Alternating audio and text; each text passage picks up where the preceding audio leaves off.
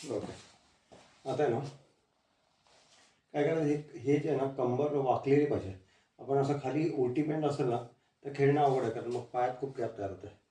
तर हे उलटं वाकवायचं आणि कंबर अशी समजायची की ही मांडी वाकवायची एवढीशी, हलकी पूर्ण नाही, हलकी वाकवायची. ती मांडी आणि कंबर, मागची कंबर मांडीच्या मध्ये पाहिजे, तर ते बरोबर जात येतं असं है ना. नाहीतर मग काय होतं, लूज राहतं. लूज खेळलं की नुसतं हात पुढे जातात. मग कंबर राहिलं तर आपल्याला तिथे जायला इझी आहे आणि तशीच पोस्ट ठेवून सगळीकडे वळता येतं. दुसरं काय करायचं, बॅट आहे ना, ही बॅट अशी जो धरतो तेव्हा हे रिस्क ऑफ पाहिजे आणि एक बोट पाहिजे तर सोडून द्यायचं शेवटचं गॅपसाठी. म्हणजे आपल्याला बॅट फिरली पाहिजे हातामध्ये, म्हणून सगळं धरलं तर मग फिरता येत नाही. तर काय करायचं,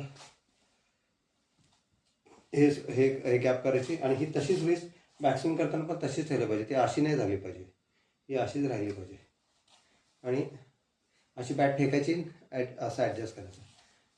राईट हँड असं बॅट फेकणार आणि रिस्ट तशीच कॉक आहे आणि मग ते शॉट कंप्लीट करतं. मग स्मूथ ॲक्शन होतं. आता मी दाखवतो. आधी वाकलं, कमरेवर घेतलं आणि 2-3दा हलवलं, असे धरून हे बोट सोडून असं हलवलं. त्यामुळे मला कळलं की माझी कॉक ब्रेक नाही होत. माहिती ना, फेस फुल येतो. नाही तर काय होतं, उगाच आपण असं बॅट फिस ते येत नाही. तर कमीत कमी मुवमेंट करायची, फक्त एवढीच,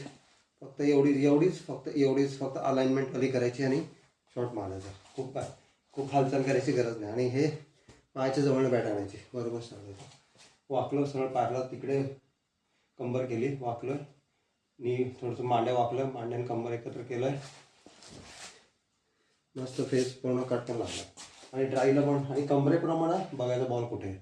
बॉल कमरेला रेफरन्स पाहिजे. जर नुसतंच असं ठेवलं ना तर रेफरन्स कळत नाही. बॅटीचा रेफरन्स घेतो मग ते खूप विचित्र होतं. तर कमरेचा रेफरन्स घ्यायचा बॉलची लाईन बघायला, आणि त्याच्याप्रमाणे ऑफचा बॉल पण बरोबर मारता येतो.